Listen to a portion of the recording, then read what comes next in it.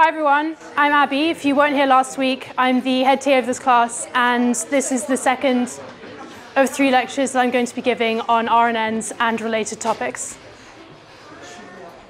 Okay, so welcome to week 4. Today we're going to be learning about vanishing gradients and some more complex types of RNNs. So before we get started, I've got a few announcements. The first announcement is that assignment 4 is released today. It's due Thursday of next week, not Tuesday. So that means you have 2 days more to do it than you did for all the other homeworks. And the reason for that is assignment 4 is probably more work than the other homework so far, so don't be surprised by that. Assignment 4 is all about neural machine translation. And we're going to learn about NMT on Thursday's lecture this week. And this is really exciting, because actually CS224N has never had an NMT assignment before, so this is all new this year, and you're going to be the first year of students who are going to be doing an NMT assignment. Something else that's different about assignment 4 is that you're going to be using Azure, which is a cloud computing service, in order to train your NMT systems on a virtual machine with a GPU. And this is necessary in order to be able to do it in a reasonable amount of time. So I have a warning, which is if you're a person who perhaps doesn't have a lot of experience working on remote machines, so for example, if you're not very familiar with SSH or tmux or remote text editing, then I advise you to budget some extra time for assignment 4, because that's probably going to take you a little while to set up and get used to. So again, I'm going to emphasize, do get started early on assignment 4, because the NMT system takes about 4 hours to train on your virtual machine. So you really can't start it the night before and expect to get it in on time. And assignment 4 is really quite a lot more complicated than assignment 3. So don't get into a false sense of security if you found assignment 3 easy. So Thursday's slides on NMT are already on the website today. So you can even start looking at those today if you want to get started on assignment 4 early. So I have a few more announcements. On the subject of projects, next week's lectures are going to be all about projects. You're going to hear about question answering and the default final project. And then you're also going to get some tips about how you might choose and define your own custom project. So it's fine if you're not thinking about projects this week. That's OK. You can delay until next week to start thinking about it for the first time. But if you are a person who's already thinking about your projects, for example, if you're trying to choose your custom project, then you should check out the website's project page, because it has quite a lot of information about how to choose your project and also some inspiration. And that includes, we've collected some project ideas from various members of the Stanford AI lab. So these are faculty and PhD students and postdocs who have ideas for NLP and deep learning projects that they would like CS224N students, such as yourself, to work on. So especially if you're looking to maybe get into research later, this is a really great opportunity to work with someone in the Stanford AI lab and maybe get some mentorship as well. OK, so here's an overview. Last week, we learned about recurrent neural networks, and we learned about why they're really great for language modeling. And today we're going to learn about some problems with RNNs, and we're going to learn about how to fix them. And this is going to motivate us to learn about some more complex RNN variants. And then next lecture on Thursday, we're going to have some more application-based content. So we're going to be learning about neural machine translation, which is a really important task in NLP and deep learning.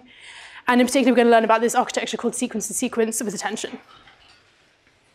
But in more detail, today's lecture, first we're going to learn about the vanishing gradient problem.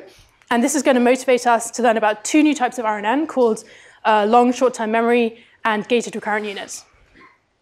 We're also going to learn about some other kind of miscellaneous fixes for the vanishing gradient problem or the exploding gradient problem. So in particular, we're going to learn about gradient clipping, which is fairly simple but quite important. And we're also going to learn about skip connections, which is a fairly new neural architecture which tries to fix the vanishing gradient problem. And then at the end of the lecture, we're going to learn about some more fancy RNN variants, such as bidirectional RNNs. Those are ones which go not just left to right, but also right to left. And we're going to learn about multi-layer RNNs, and that's when you stack multiple RNNs on top of each other. So there's a lot of important definitions today. So you're going to find that the information in this lecture is pretty important for assignment 4 and probably for your projects as well. OK, so let's get started thinking about the vanishing gradient. So here we have an RNN with, let's say, 4 steps. And suppose that we have some kind of loss, that's J4, and that's computed based on the 4th hidden state. So let's suppose we're interested in asking, what is the derivative of this loss J4 with respect to the hidden state H1, the first hidden state? So I'm representing that with this blue arrow notation to kind of represent how we have to make the gradients flow backwards in order to compute this. So if we're interested in what this gradient is, we can apply the chain rule and say, well, it's the product of the gradient of the loss with respect to h2, and then gradient of h2 with respect to h1.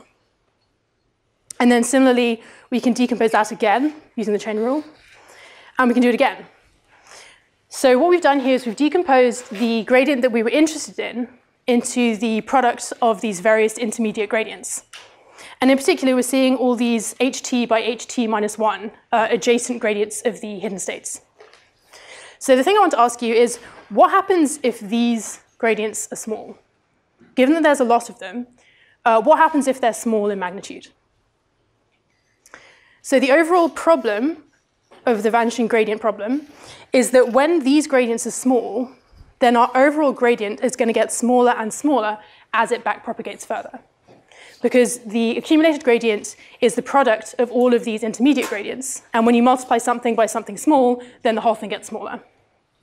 So that's what I'm representing here with these smaller and smaller blue arrows going backwards. So that's the general idea of the vanishing gradient problem. Here's a slightly more formal definition. So if you remember from last time, if we have a vanilla RNN, then the hidden state ht is computed as a function of the previous hidden state ht minus 1 and the current input xt. So you might remember in the previous lecture, we said that xt were one-hot vectors representing words, and then et is the embedding. This lecture, we're going to be getting rid of that detail, and we're just going to be thinking very abstractly about an RNN that has some kind of input xt, and xt is just any kind of vector, probably a dense vector, but it could be words or not. It could be one-hot or dense, but that's just the input. So that's the definition that we learned last time for vanilla RNNs. So this means that the derivative of ht, hidden state on step t, with respect to the previous hidden state, is this expression here. So this is just an application of the chain rule, and if you look at it long enough or refer back to the backprop lecture, you'll see that makes sense. So in particular, we're multiplying by wh at the end, because we have the multiplication of wh and ht minus 1 on the inside.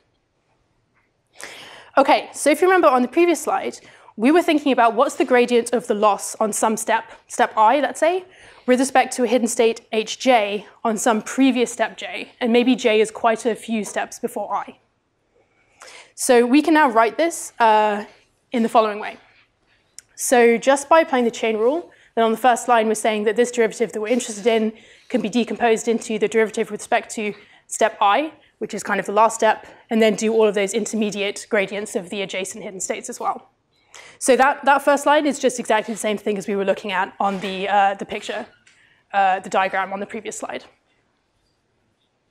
OK, and then given that we figured out what is dht by dht minus 1 further up the slide, then we can just substitute that in. So what we're finding is that this overall gradient that we're interested in particular, has this term wh, the weight matrix, and it's multiplied by itself I minus j times, because there's I minus j many steps between step j and step I, which is the distance that we're traveling with this gradient. So the big problem here is if this weight matrix wh is small, then this term is going to get vanishingly small, exponentially small, as I and j get further apart. So to give this a little more detail, we can think about the L2 matrix norms of all of these matrices, right? And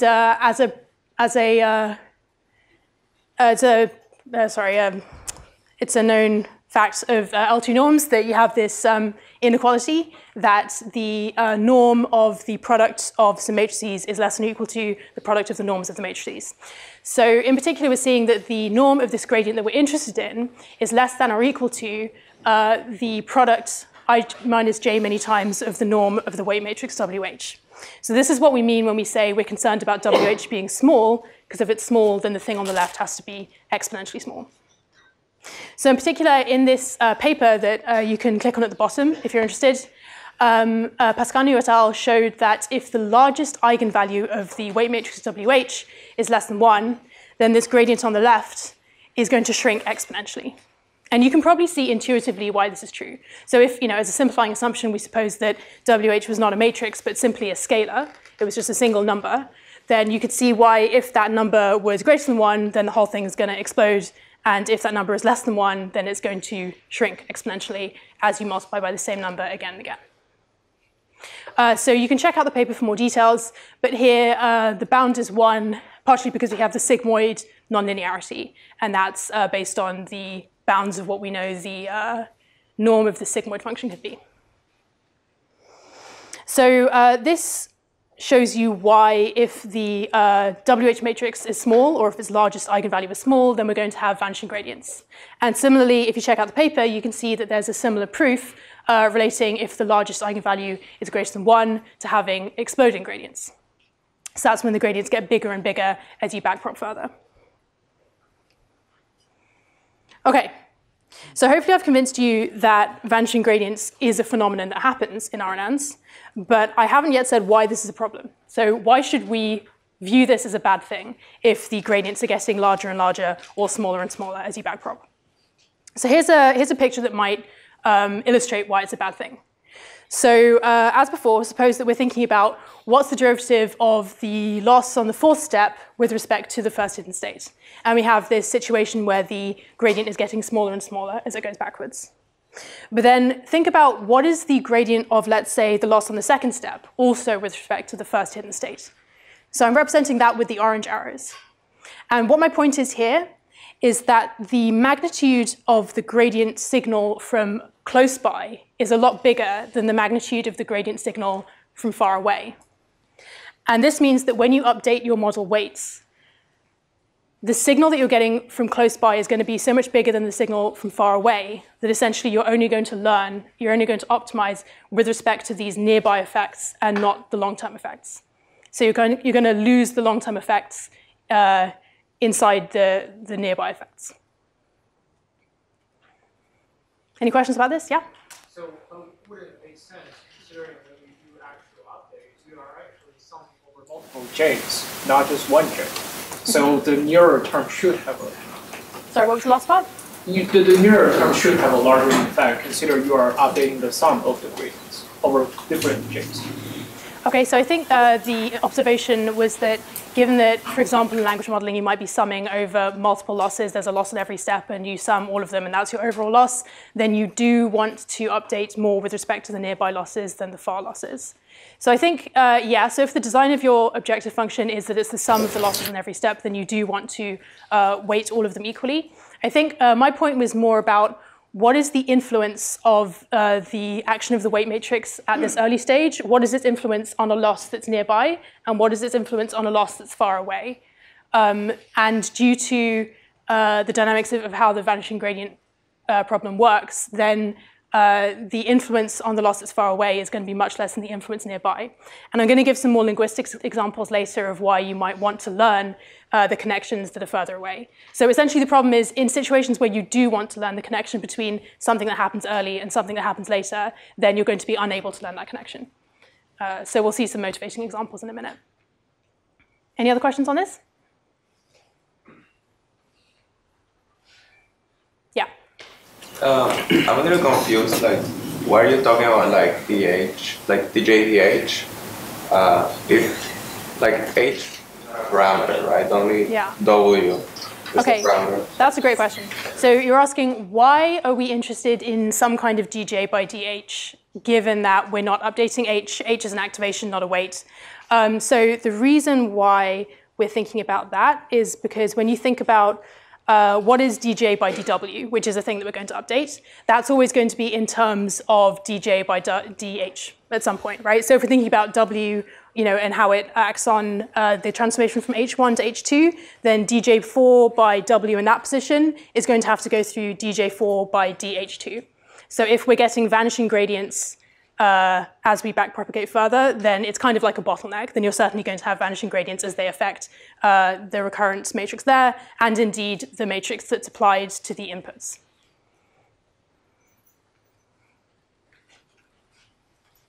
OK, I'm going to move on for now. So another way to explain why vanishing gradients is a problem is you can think of it as a gradient. You can think of it as a measure of the effect of the past on the future. So we've already talked about this a little bit. Gradient is like saying if I change this weight or this activation a little bit, then how much and how does it affect this thing in the future? So in particular, if our gradient is becoming vanishingly small over longer distances, let's say from step t to step t plus n, then we can't tell whether in one of two situations.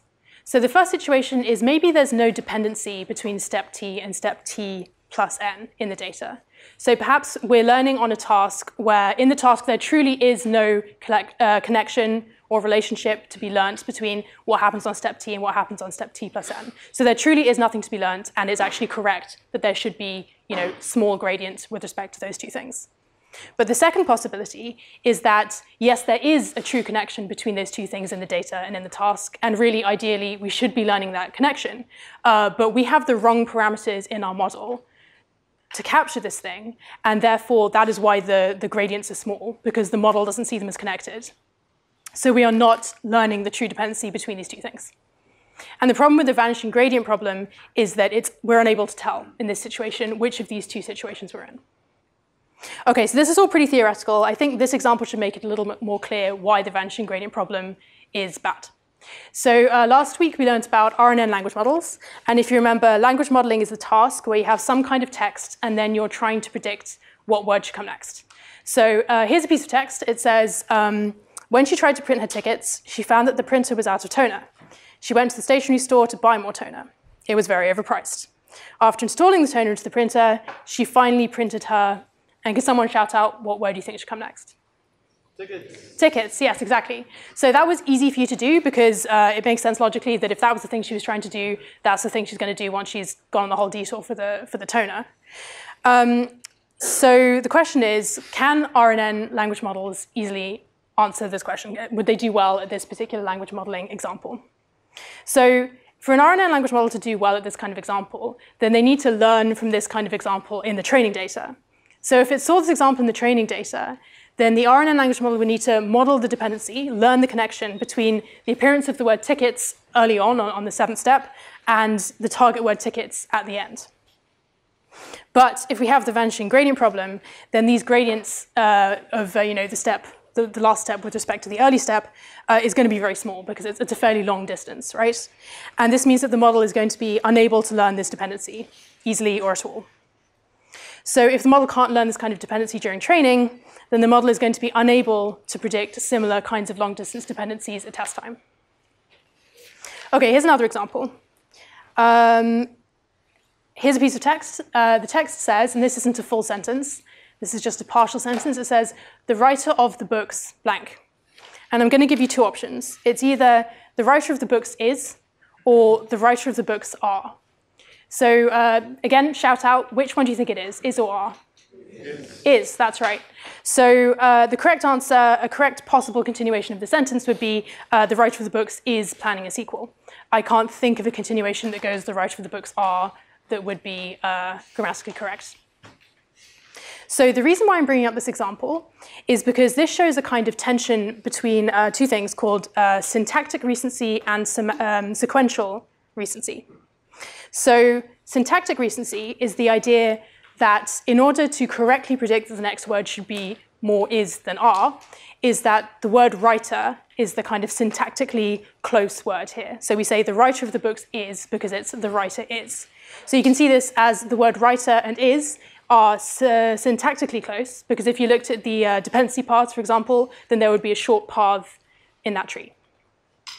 So by contrast, sequential recency is the simpler concept of how close words are just in the sentence as a sequence of words. So in this example, books and are very sequentially recent because they're right next to each other. So the reason I'm bringing this up is because the second one would be incorrect, but it's kind of a tempting option, because if you're mostly only paying attention to things that happened recently, then you might get distracted and think, oh, the books are, that sounds right. So the problem here is that RNN language models are better at learning from sequential recency than syntactic recency. And this is partially due to the vanishing gradient problem, because especially perhaps if your syntactically related word is actually kind of far away, then it might get really hard to use the information from the syntactically recent word, especially if there's a lot of strong signal from the sequentially recent word. So there are some papers that show that RNN language models make this kind of error of saying are rather than is. They make this kind of error more often than you would like, especially if you have multiple of these distracting words, such as books, in between the word you're trying to predict and the true word that you should be referring to. OK, any questions on this? All right, moving on. So we briefly mentioned that exploding gradients is a problem. So I'm briefly going to justify why is exploding gradients a problem and what does it look like. So the reason why exploding gradients are a problem is, if you remember, this is how SGD works. We say that the new parameters of the model, which we represent by theta, is equal to the old parameters, and then you take some step in the direction of negative gradients because you're trying to minimize the loss j. So the problem is that if your gradient gets really big, then your SGD update step is going to become really big too. So you're going to be taking a very big step, and you're going to be drastically changing your model parameters theta. And this means that you can end up with some bad updates. We end up taking too large a step, and we're changing the parameters too much. And this means that we kind of take a big step, and we end up in some area where the parameters are actually very bad. For example, they might have a much larger loss than they had before. So in the worst case, this can often manifest as seeing infinities or nans, not a number, in your network when you're training it in practice.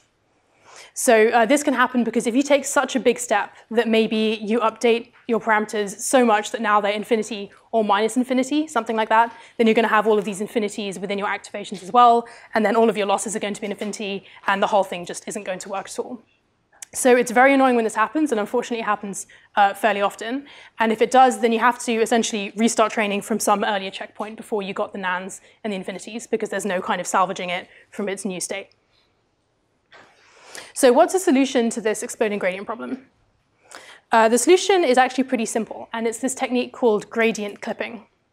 So the main idea of gradient clipping is that if the norm of your gradient is greater than some threshold, and the threshold is a hyperparameter that you choose, then you want to scale down that gradient before you apply the SGD update. So the intuition is that you're still going to take a step in the same direction, but you're going to make sure that it's a smaller step. So here I've got a screenshot of some pseudocode from the related paper that proposed gradient clipping, or at least some version of gradient clipping. And it's pretty simple, as you can see. G hat is the vector, which is the derivative of the error with respect to the parameters. And it's saying that if the norm of this gradient is greater than the threshold, then you just scale it down. But the important thing to note is that it's still pointing in the same direction. It's just a smaller step. So here's a picture to show how that might work out in practice. And this is a diagram from the deep learning textbook, which is also linked on the website. So what's going on here is that the picture here is the loss surface of a simple RNN. So they made a very simple RNN that instead of having a sequence of vectors as the hidden states, it's just supposed that each hidden state is simply just a single scalar. So this means that instead of having a weight matrix W and a bias vector B, you have a scalar W and a scalar B. So that's why in the picture you just have this like two-dimensional parameter space, and then the z-axis is your loss. So here, high loss is bad and low loss is good and what you're trying to get. So here in this picture, you've got this kind of cliff, right? You have this very steep cliff face where the loss changes very quickly. And this cliff is really dangerous because it has steep gradients. And you might be in danger of taking a really big update step because you're on the area with the really steep gradient. So on the left, you've got a possible scenario of what might happen if you don't have gradient clipping. So on the left, you can see that you start kind of at the bottom of the cliff, and you have a few small updates. And then, in particular, it makes a bad update because you see there's a small kind of dip before it goes up the cliff. So the true local minimum, the optimum that you're trying to get to, is at the bottom of that small kind of ditch. And it starts off kind of near the edge of that ditch, and then there's a negative gradient going into it. But unfortunately, the the update kind of overshoots and it ends up going a long way up the cliff. So now it's in this bad situation where it's taken a bad update and now it's got a much bigger loss than it had before. So then now that it's on the cliff, again, it measures the gradient. And the gradient is very steep, right? The gradient is very large. So when it takes a update with respect to that gradient, then because the gradient is so big, it takes a really huge step. And that's the one to the right that you can see, the step going to the right. So that's also a very bad update because it's just throwing it really far to some probably fairly random configuration of W and B. So on the left, you can see what can go wrong if you're taking these really big steps because you were in areas with a very steep gradient. So by contrast, on the right, you can see what might happen if you do have gradient clipping. And it's much less drastic, right? You've got a similar kind of pattern where it takes a few steps into the ditch, and then it ends up going up the cliff a little bit, but not too much because the gradient was clipped. And then it's on the cliff, and there's, again, a really steep gradient, but it doesn't take such a big step because, again, the gradient was clipped, so it kind of comes back down. So you can see that plausibly, by using this gradient clipping method, you've got a kind of safer update rule where you're not going to take any big crazy steps and you're more likely to kind of find the true minimum, which is at the bottom of the ditch. I think there was a question earlier. I saw a question over here. I misread the pseudocode. OK. Any others? Yep. I think in assignment 3 in Adam, we saw that we could divide the momentum by the velocity of the calculus gradient. So would you consider that a variant of just gradient clipping? So the question is, in assignment 3, you saw the Adam optimization algorithm, which has this thing called momentum, which essentially says that, kind of like physical momentum in the real world, that if you've been traveling in the same direction for a while, then you can take bigger steps, I think. And if you've recently kind of changed direction, then you should take smaller steps. And I think there's another element as well where you divide by some factor. So it is a similar kind of idea. I suppose it's a different criterion, right? So what they both have in common is it's a kind of criterion for when to scale up or scale down the size of your update step. And I think they're based on different notions of when should you take bigger steps and when should you take smaller steps, when should you be cautious or less cautious. So I guess here the criterion is different. It's kind of a simple criterion saying, like, if it's really steep, then be careful. Yeah, another question? So the purpose is because I'm actually the regularization, so actual offset is more. Which regularization are you talking about?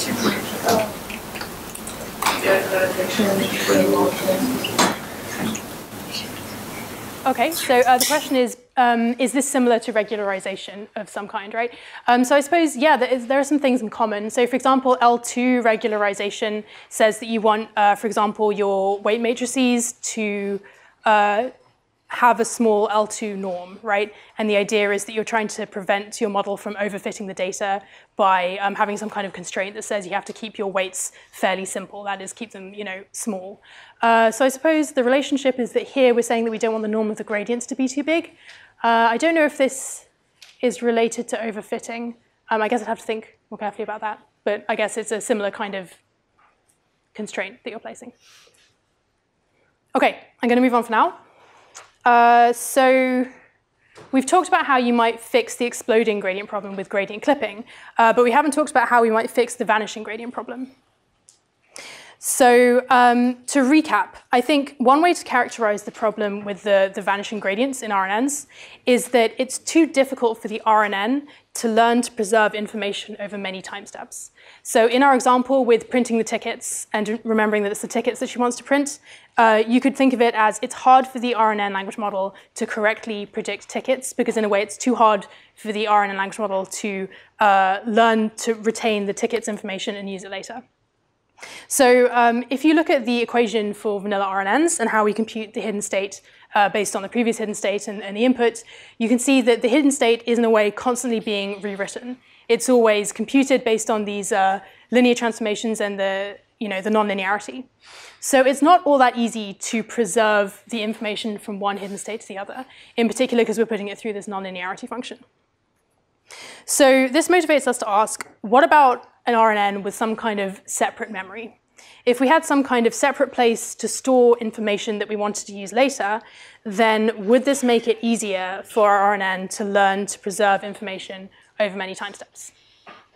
So this is the motivating idea behind LSTMs, or long short-term memory RNNs. So the idea here is that an LSTM is a type of RNN, and it was proposed back in 1997. And the idea is that this was proposed as an explicit solution to the vanishing gradients problem.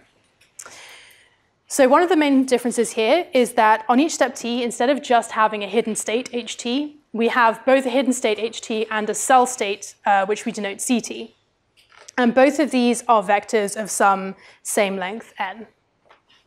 And the idea is that the cell is meant to store our long-term information. That's our memory unit.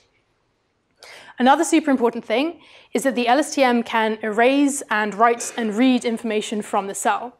So you can kind of think of this a bit like memory in a computer, in that you can do these operations, reading and writing and erasing, and that's how you're going to keep your information. Another super important thing is that the way the LSTM decides whether it wants to erase, write, read information, and decide how much and which information, that's all controlled by these gates. So the idea is that the gates are themselves also vectors of length n. And the idea is that on each time step, each element of these gates, which are vectors, are somewhere between 0 and 1. So here, 1 represents an open gate, and 0 represents a closed gate. And you can have values anywhere in between.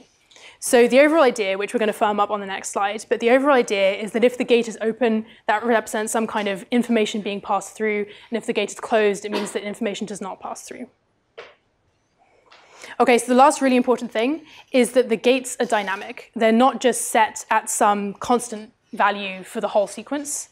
They're dynamic, which means that they're different on each time step t, and their value, that is the decision of whether they're open or closed and in which ways, that is computed based on the current context. Okay, so here's the equations for LSTM, which might make it clearer.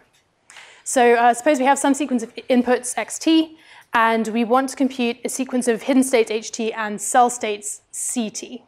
So this is what happens on time step t. This first set of equations shows you the 3 gates that I talked about before. So the first one is called the forget gate. And the idea is that this one is controlling what is kept versus what is forgotten from the previous cell state, the previous memory. And you can see that this forget gate is computed based on the previous hidden state, ht-1, and the current input, xt. So that's what I meant when I said that it's dynamic and it's computed based on the current context. You can also see that it's computed using the sigmoid function, which means that it's somewhere between 0 and 1. Okay, the next gate is called the input gate. And this one controls what parts of the new cell content are written to the cell. So the idea is that you have this memory cell, and this is kind of controlling like how and what you get to write to the memory cell. Okay, and the last one is called the output gate. So this one is controlling what parts of the cell are outputs to the hidden state. So you could view this as kind of like the read function, right? We're going to read some information from our memory cell, and that's going to get put into our hidden state, and this gate is going to control that. Okay. Yeah, that's just the sigmoid function as we noted before. All right, so the next set of equations shows how we use these gates. So the first line, you could regard this C tilde as the new cell content.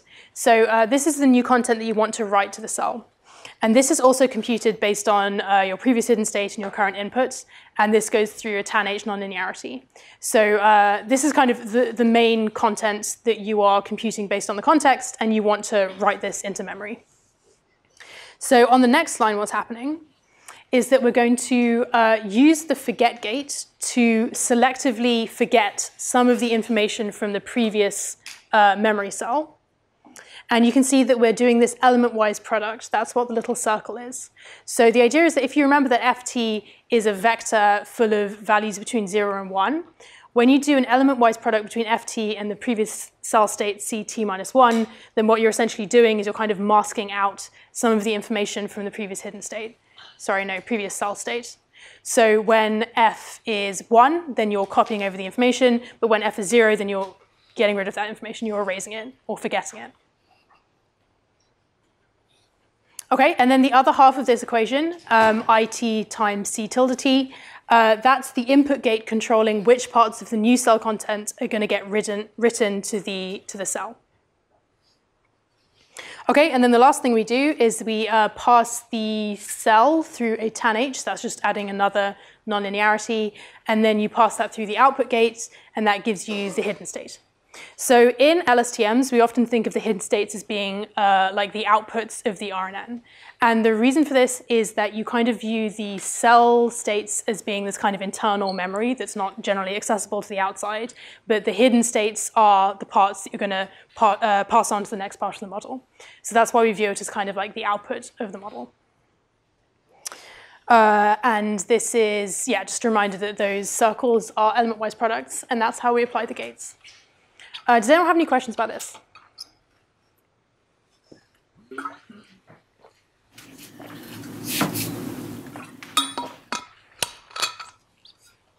Okay. So as a reminder, all of these are vectors of some same length n. Okay, so some people learn better from diagrams than equations, and here's a diagram presentation of the same idea. So this is a really nice diagram from a blog post by Chris Olar about LSTMs, and that's a good place to start if you want to get an intuitive understanding of what LSTMs are. So in this diagram, the green boxes represent time steps, and let's zoom in on the middle one to see what's happening here. So within one time step, you can see that this diagram is showing exactly the same thing as those 6 equations showed on the previous slide. So the first thing we do is we use the current input xt, which is at the bottom, and the previous hidden state ht minus 1 on the left, and we can use that to compute the forget gate. And you can see ft is on that arrow there. And then you apply the forget gate to the previous cell, and that's the same thing as forgetting some of the cell content from last time. Okay, and then after that, you can compute the input gate, and that's computed in much the same way as the forget gate. And then you use the input gate to decide which parts of this new cell content get written to the cell, and that gives you the cell CT. So here you can see that you computed the input gate and the new content, and then you use that to gate that and write it to the cell. So now I've got our new cell CT. And then the last things we need to do is compute our new output gate, that's OT. And then lastly, use the output gate to select which parts of the cell content you're going to read and put in the new hidden state, HT. So that's the same thing as the equations we saw on the previous slide. Okay, so that's LSTMs. Is that a question? What's the importance of applying a second layer of nonlinearity with the final NH if we're already in the computation of various applying this? The question is, why are we applying a tanh? On the very last equation on this slide, why are we applying a tanh to the cell before applying the output gate? Let's see. Yeah, so your question is that the new cell content already went through a tanh. I'm not sure. So I suppose a general answer is that it must be giving some kind of more expressivity some way, and that it's not just applying tanhs sequentially, because you do have the gates in between. So I suppose there must be a reason kind of similarly to when you apply a linear layer, you want to have a nonlinearity before the next linear layer. I suppose maybe we're viewing these gates as a kind of linear layer.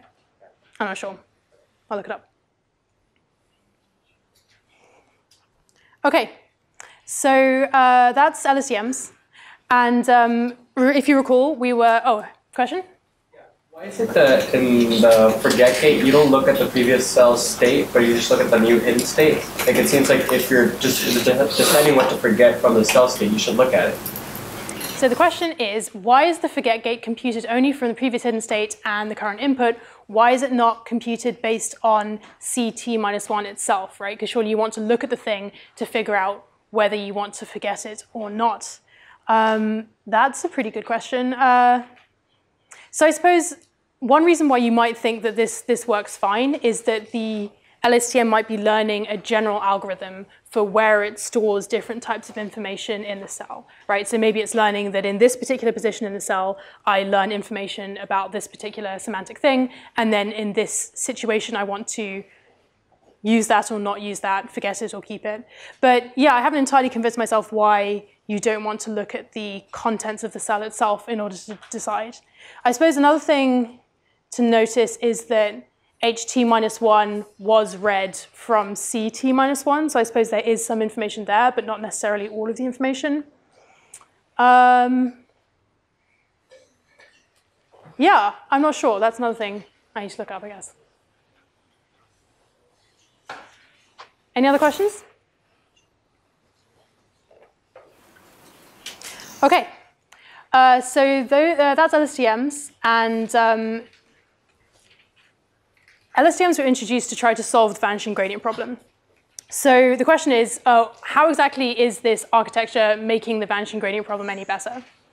So you could see that the LSTM architecture actually makes it easier for RNNs to preserve information over many time steps.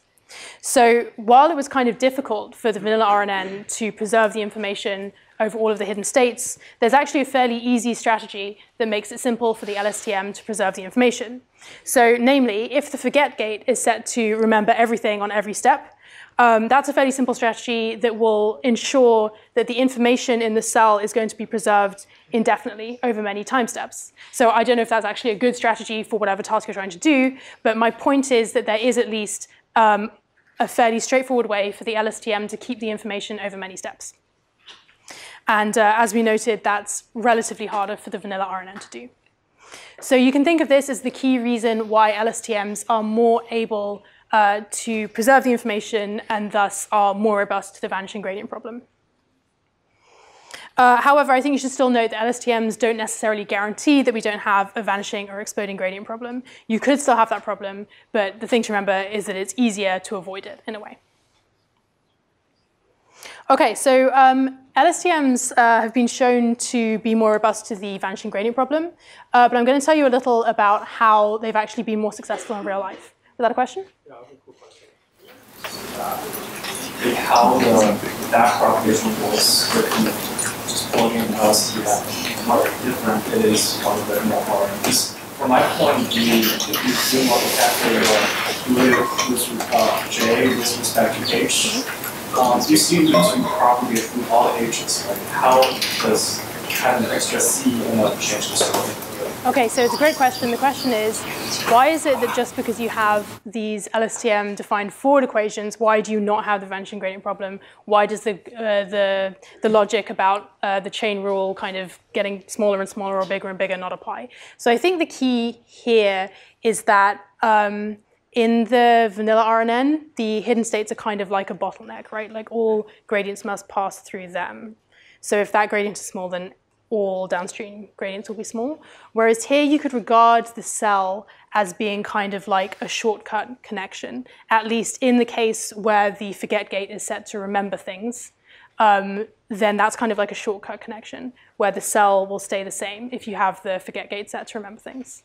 So if the cell is staying mostly the same, then you are not going to be having the vanishing gradient via the cell. So that means that to get a connection from the gradient of something in the future with respect to something in the past, there is a potential route for the gradient to go via the cell that doesn't necessarily vanish.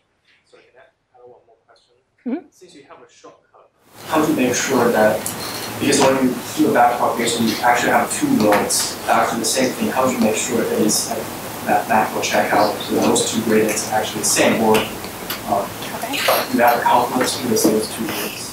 So I think the question was, how do you check that your gradients are correct, given that there are now multiple routes for information to travel? So I suppose this somewhat relates to what we talked about last time with the multivariable chain rule about what is the derivative of the loss with respect to a repeated weight matrix. And we saw that if there are multiple routes, then the multivariable chain rule says that you add up the gradients. So if your question is, how do you do the calculus correctly and make sure it's correct, I guess you just kind of apply the multivariable chain rule, and it's more complicated in this setting with the LSTMs. If you're using PyTorch, fortunately, you don't have to do that yourself. If you're going to implement it yourself, then you might have a more difficult time. Yeah, so I guess yeah. Okay. All right, so where do we get to? All right, so we're about to talk about LSTMs and how they work in the real world. So in the pretty recent past, 2013 to 2015, LSTM started achieving a lot of state-of-the-art results on a variety of different tasks, including, for example, handwriting recognition, speech recognition, machine translation, parsing, image captioning.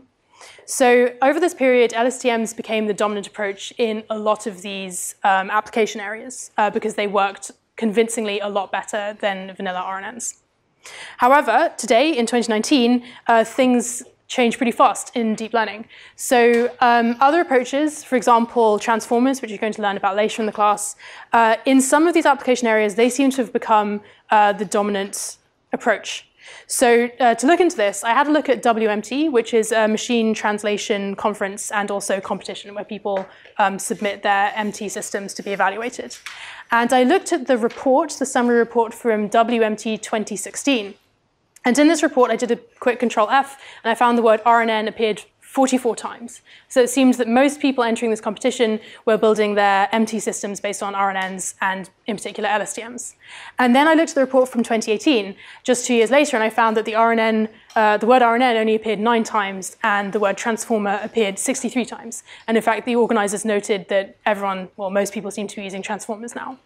So this shows that things change pretty fast in deep learning. The thing that was hot and new just a few years ago is now being passed by, perhaps, by other kinds of approaches. So you're going to learn more about transformers later, but I guess that gives you a kind of idea of where LSTMs are currently in applications. OK, so the second kind of RNN we're going to learn about is gated recurrent units. So these, fortunately, are simpler than LSTMs. In fact, that was the motivation for them being proposed. They were proposed in 2014 as a way to try to retain the strengths of LSTMs, but getting rid of any unnecessary complexities. So in a GRU, we don't have a cell state. We, again, just have a hidden state. But the thing it has in common with LSTMs is that we're going to be using gates to control the flow of information. So here are the equations for a GRU. We start off with 2 gates. So the first gate is called the update gate. And this controls what parts of the hidden state are going to be updated versus preserved. So you can kind of view this as playing the role of both the forget gate and the input gate in the LSTM. And it's computed in much the same way as the gates in the LSTM were. The second gate is called the reset gate, RT. And the idea is that this gate is controlling which parts of the previous hidden state are going to be used to compute new content. So you can think of the reset gate as kind of selecting which parts of the previous hidden state are useful versus not useful. So it's going to discard some things and select some other things. OK, so here's how those gates get used. H tilde here, you can think of it as the new hidden state content. And what's going on in that equation is that we're applying the reset gate to the previous hidden state, ht-1, and then putting all of that through some linear transformations and a tan h. And then this gives us the new content which we want to write to the hidden cell. And then lastly, our new hidden cell is going to be a combination of this new content and the previous hidden state. So the important thing to notice here is that we have this 1 minus u and u term. So it's kind of like a balance, right? U is setting the balance between preserving things from the previous hidden state versus writing new stuff. So whereas in the LSTM, those were 2 completely separate gates that could be whatever value, here we have this constraint that u is being a balance. So if you have more of one, you have to have less of the other. So this is one way in which the creators of the GRU sought to make LSTMs more simple, was by having a single gate play both of these roles.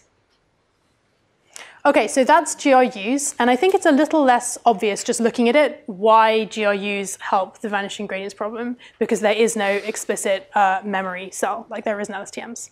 So I think the way to look at this here is GRUs, you can view this as also being a solution to the vanishing gradient problem, because like LSTMs, GRUs make it easier to retain information long term.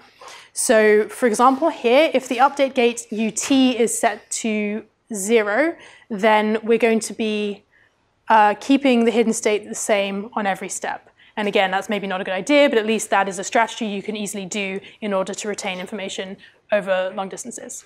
So that's kind of like the same explanation of how GRUs make it potentially easier for RNNs to retain information long term.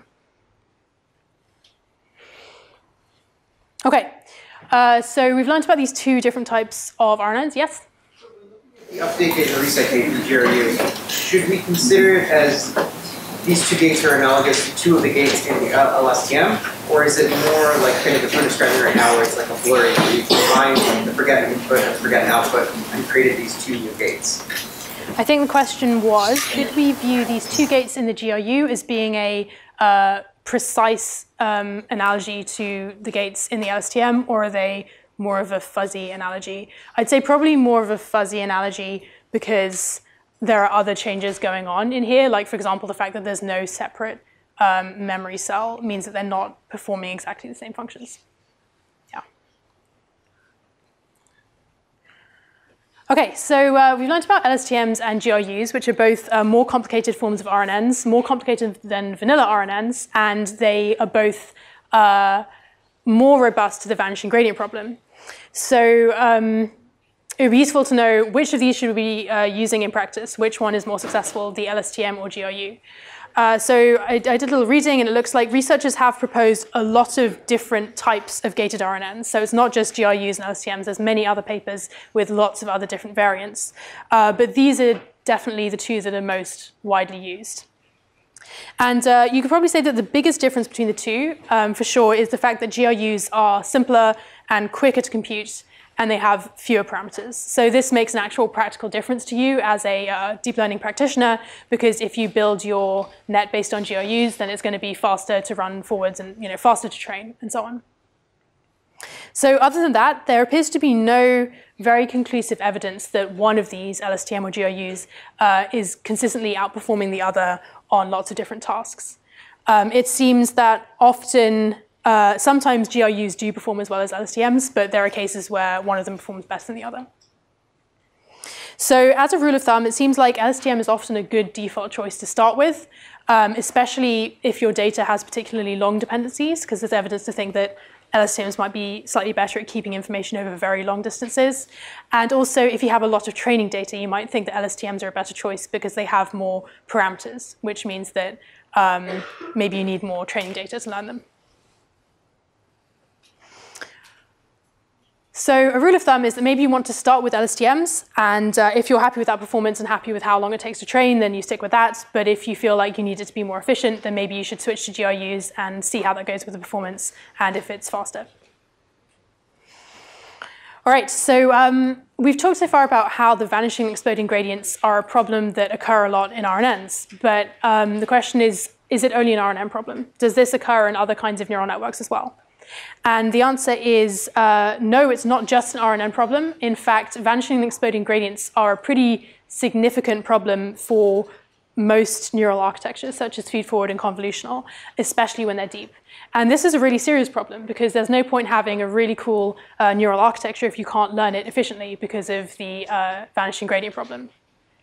So in particular, in these feed-forward or convolutional networks, you often have a gradient becoming vanishingly small over backpropagation because of the chain rule, because of this multiplying by all these different intermediate gradients, or sometimes due to your choice of nonlinearity function. So if this happens, this means that the lower layers of your, let's say, convolutional or feed-forward network, they have a much smaller gradient than the higher levels. And this means that they get changed very slowly during SGD. So this means that overall your network is very slow to train because when you take updates, then your lower layers are changing very slowly. So one solution, kind of like a family of solutions that we've seen in recent years, is that there's been lots of proposals for new types of deep feed-forward or convolutional architectures. And what they do is they add more direct connections in the network.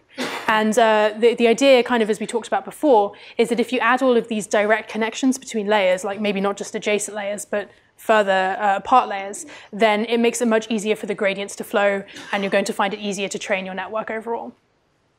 So I'm going to show you some examples of these in particular because it's fairly likely you're going to run into these kinds of architectures when you're doing your projects and reading papers. So one example is something called residual connections, or the network itself is sometimes referred to as ResNet.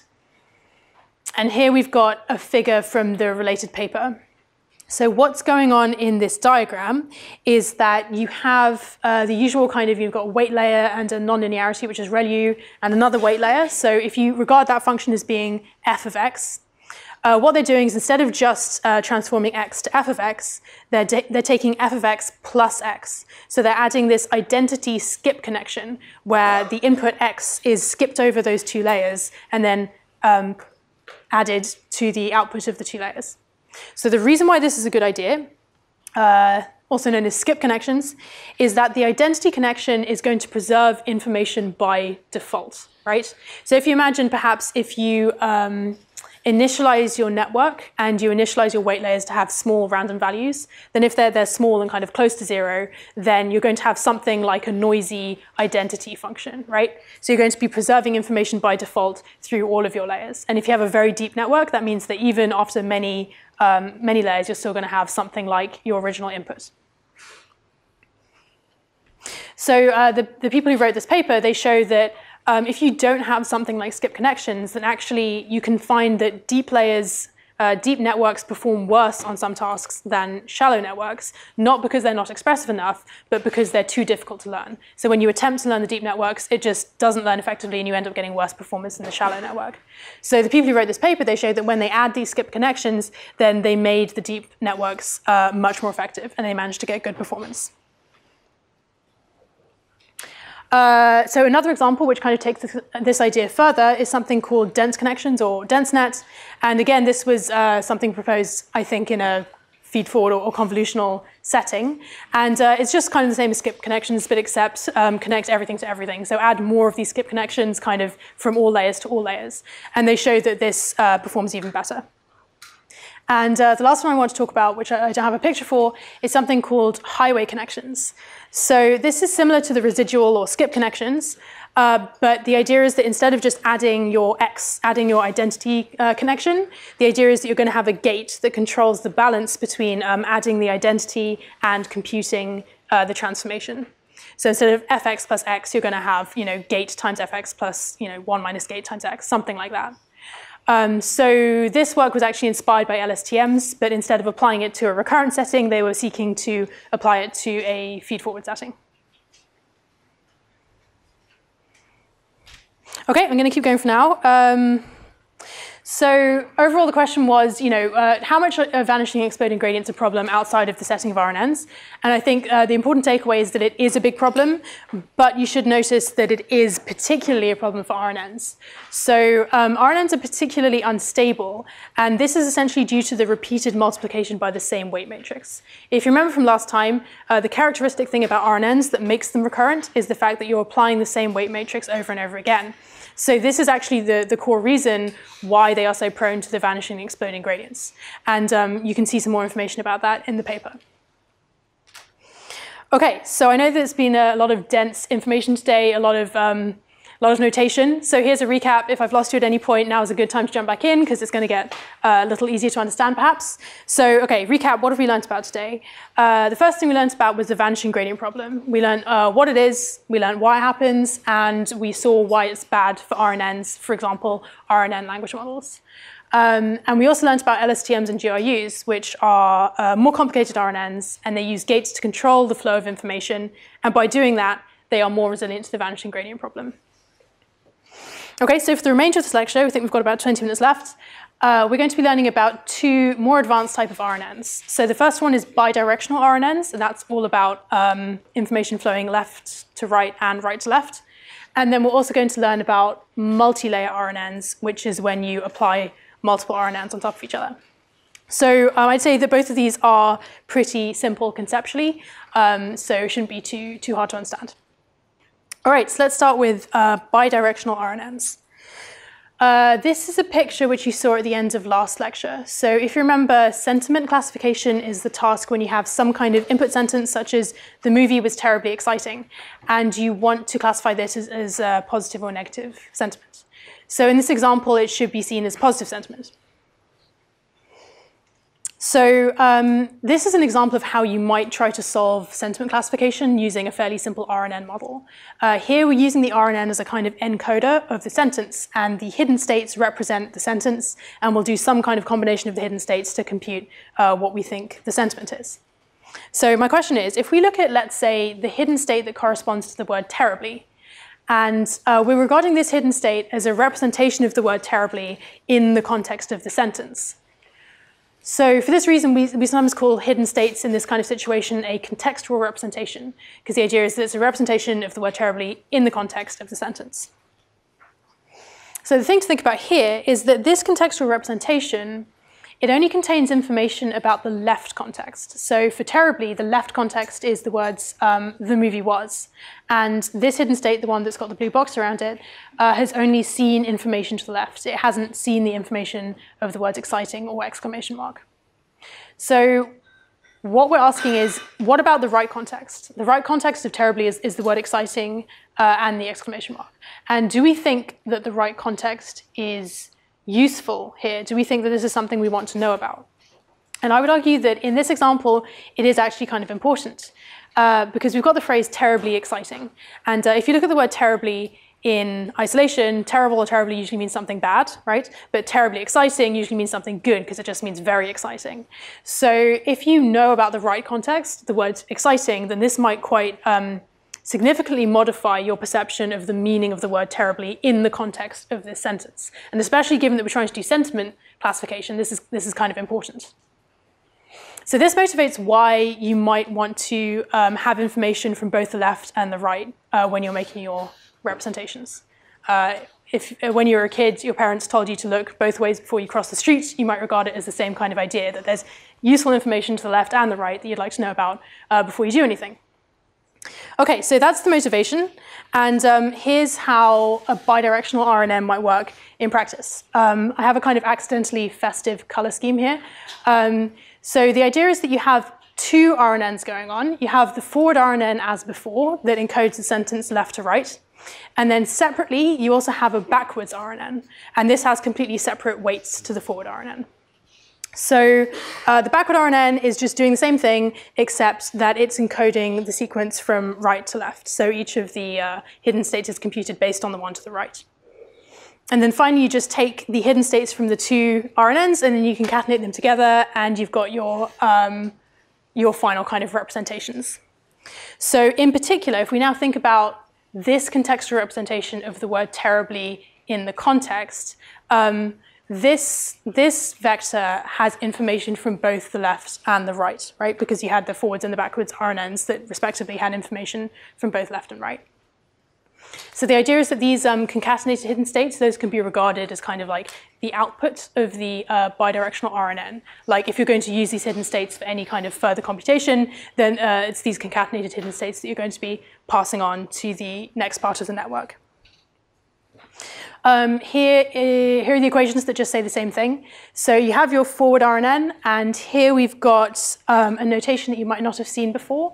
This kind of notation where it says RNN and then in brackets the previous hidden state and the input, that's simply saying that, you know, HT is computed from the previous hidden state and the input, and RNN forward could be a vanilla or a GRU or an LSTM. It doesn't really matter. We're looking at it abstractly.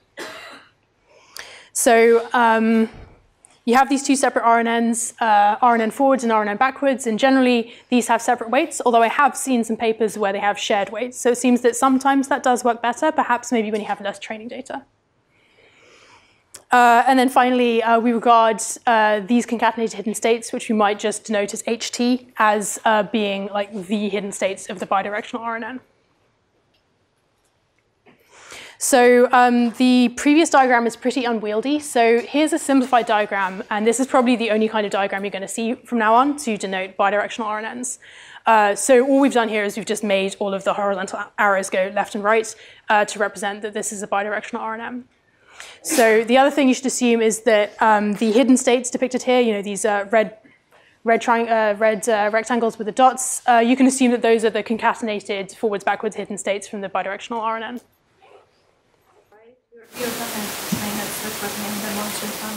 You concatenate and use it for the Okay, so the question is, would you train your forwards and backwards RNNs kind of separately on some kind of task and then maybe concatenate them together once they're separately trained networks, or would you train them all together? It seems to me that it's much more common to train them together, but I don't think I've heard of anyone training them separately. So yeah, it seems like the standard practice is usually to train them together. Does that make sense? Then would the output be where they're meeting, not the right? So, like when you're trying to find your ops, would it be calculated based on where they're meeting, and then the Y would go down there? So let's suppose that we were trying to build a sentiment classification system using the bidirectional RNN. Then what you do, which maybe I should have pictured but I didn't have space, is you would do the same thing that you were doing with the unidirectional RNN, which was, let's say, an element-wise mean or max to get your sentence encoding. Maybe you would just do that, but over the concatenated hidden states. Okay, so an important thing to note is that when talking about applying bidirectional RNNs, we've assumed that we actually have access to the entire input sequence. So we assumed that we had the full sentence, the movie was very exciting, and that was a necessary assumption in order to be able to run the forwards and the backwards RNN, right? So there are some situations where you can't assume this. Like, for example, in language modeling, you only have access to the left context, kind of by definition of the task. You only know the words that have come so far. You don't know what's coming next. So you can't use a bidirectional RNN to do language modeling in the way that we've depicted here, because you don't have the full sequence. However, if you do have access to the entire sequence, so for example, if you're doing any kind of encoding, similar to this sentiment example, then bidirectionality is pretty powerful, and you should probably regard it as a good thing to do by default, because it turns out that getting this information from both the left and the right makes it a lot easier to learn these more useful contextual representations. So in particular, as a preview of something you're going to learn about later in the class, there's a model called BERT, B-E-R-T, and that stands for Bidirectional Encoder Representations from Transformers. And this is a pretty recently, like a few months ago, proposed system, and it's this pre-trained contextual representation system, and it's heavily reliant on the idea of bidirectionality. It turns out that the bidirectional nature of BERT is pretty important to its success. So you're going to learn more about that later, but that's just an example of how bidirectionality can give you much more powerful contextual representations. Okay, so the last thing we're going to talk about today is multi-layer RNNs. So you could regard RNNs as already being deep in some sense, because you already unroll them over potentially very many time steps, and you could regard that as a kind of depth, right? But there's another way that RNNs could be deep. So, for example, if you applied multiple RNNs kind of one after another, then this would be a different way to make your RNN deep. And this is the idea behind a multi-layer RNN. So the reason why you would want to do this is because this might allow the network to compute more complex representations. So this is the logic behind deep networks in general. So if you're familiar with the idea of why deeper is better for, let's say, convolutional networks, then this is kind of the same logic. It's saying that your lower RNNs might be computing lower level features, like let's suppose maybe it's keeping track of syntax, and your higher level RNNs are going to compute higher level features like maybe semantics. And a note on terminology, these are sometimes called stacked RNNs. So this works much as you'd imagine. So here's an example of how a multi-layer RNN might work if it's 3 layers. So this is a unidirectional RNN, but it could be bidirectional if you had access to the entire input sequence. So I guess the main thing is that the hidden states from one RNN layer are going to be used as the input to the RNN layer that's coming next. Any questions on this? Yeah. So in terms of time, all 3 layers are computed at the same point in time. That's a great question. So the question I think is about the order of computation. Like, what order will you compute all of these hidden states in? I suppose there's some flexibility, right? Like, you could compute all of the step 1 ones, like all of the V ones, and then all of the movie ones, or you could do all of RNN layer 1 and then all of RNN layer 2. So it's, I think that when you call the PyTorch function to do a multi-layer RNN, it will do all of RNN layer 1, then 2, then 3. That's what I think happens, but it seems like logically there's no reason why you couldn't do it the other way. Yep. If you have a bidirectional and all three layers, and the only option to have is to complete layer 1 first, and then layer 2 first, and layer 3 first, right? Sorry, not first. Yes, that's a great point as well. Someone pointed out that if they were bidirectional, then you no longer have that flexibility. You would have to do all of layer 1 before layer 2. Yeah, good point. Anyone else?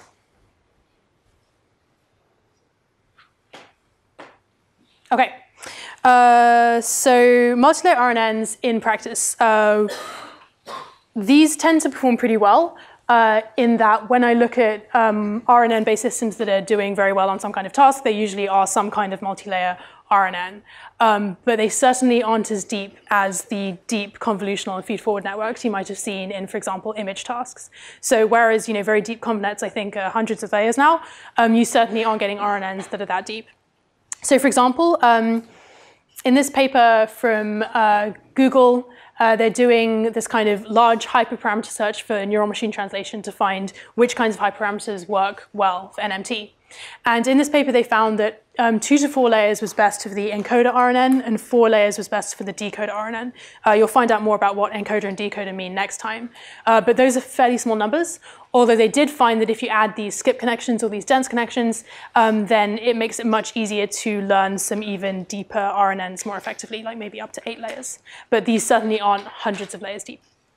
And one of the reasons why RNNs don't tend to be nearly as deep as those other kinds of networks is that because, as we commented before, RNNs have to be computed sequentially. They can't be computed in parallel. This means that they're pretty expensive to compute. If you have this depth in like 2 dimensions, you have the depth over the time steps and then the depth over the RNN layers too, then it becomes very, very expensive to compute these RNNs. So that's another reason why they don't get very deep. So again, to just mention transformers, you're going to learn about transformers later, but these, it seems, can be deeper. From what I can tell of what people are using these days, transformer-based networks can be pretty deep. So BERT, for example, there's a 24-layer version and a 12-layer version. And admittedly, that was trained by Google, and they have a lot of computational power. But I think part of the reason why these transformer-based networks can be quite deep is that they have a lot of these skipping-like connections. In fact, the whole innovation of transformers is that they're built on a lot of kind of skip connections. OK, any questions? We're almost done. OK, all right, so here's a summary of what we've learned today. I know it's been a lot of information, but I think here are 4 practical takeaways from today that are probably useful to you in your projects, even if you didn't find them very interesting in themselves. They're probably pretty useful. So the first one is that LSTMs are very powerful. They're certainly a lot more powerful than vanilla RNNs. GRUs are also more powerful than vanilla RNNs, and the only difference that is consistently the same is that GRUs are faster than LSTMs. The next one is that you should probably clip your gradients, because if you don't clip your gradients, you're in danger of walking off cliffs and then ending up with NANs in your model. The next tip is that bidirectionality is useful if you can apply it. And basically, any time when you have access to the entire input sequence, you can apply bidirectionality. So you should probably do that by default. And then the last tip is that multi-layer RNNs are pretty powerful. And again, you should probably do that if you have enough computational power to do so. But if you're going to make your multi-layer RNN pretty deep, then you might need skip connections. All right, thanks.